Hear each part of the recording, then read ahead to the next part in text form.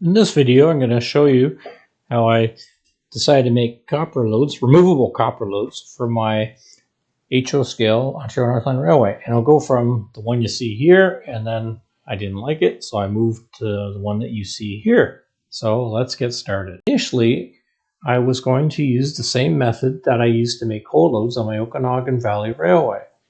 And so we'll call this Copper Loads Take 1.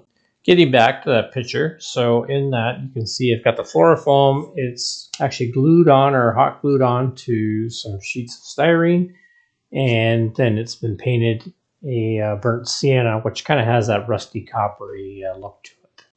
While the paint was still wet, I sprinkled on some silver granules that I picked up at a dollar store, and they didn't have anything in what I deem as copper color, so I just was going to paint it over. Once dried, I then painted over the granules, and then I applied more where there were some missing spots, and with some white glue and just painted it over once again. Once completed, I test fitted them until they fit into the gondola. So here's an empty O&R gon, and then you can see I put a load in it. Next up, I'll show you a short video because I did make the loads removable.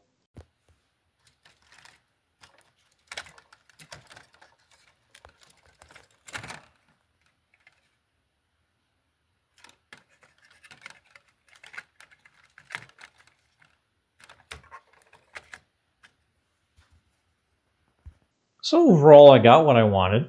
I got copper loads for my gons and the right color and the removable and that, but what's the survey say about the overall look? Copper loads take 2. I decided to try a different material, and that's the pink foam. And I've used it quite successfully in scenery and that. I find it's relatively easy to shape, and I think I would get a better uniform shape that would look good as a load that's loaded by a machine into a gondola. So here we go. I used my Sure Foam tool that I got at a hardware store a number of years ago. And when you're working with stuff, it does get really messy, so make sure you do it in an area that's easy to clean up when you're done. Once I had one of the loads shaped the way I wanted it to, I tested it in one of the gons and looked at it, and overall, there I had it. I had the look I was looking for. Now, basically what I had to do was follow the same steps I did previously with the fluorofoam. In this case, I didn't put the granules on right away. I just painted them. But even with the granules, they already starting to look like copper loads. And then I put down some white glue, put the granules on, and I also wetted a bit with the isopropyl alcohol just to make it soak in a bit better. And any spots, once again, that I kind of miss in that, I go back over and put some more granules on. So now I've got them all painted up here, as you can see, and they look pretty good, but let's see what they look like in the gons. So there it is. You know, I think it looks pretty good. What's the survey say on this one?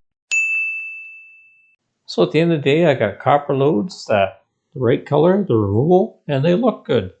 So a couple lessons here. One is your first idea may not be your best idea, and don't be afraid to try something else. If you enjoyed watching this video, please click like, and if you want to see more videos on model trains and real trains, please subscribe now.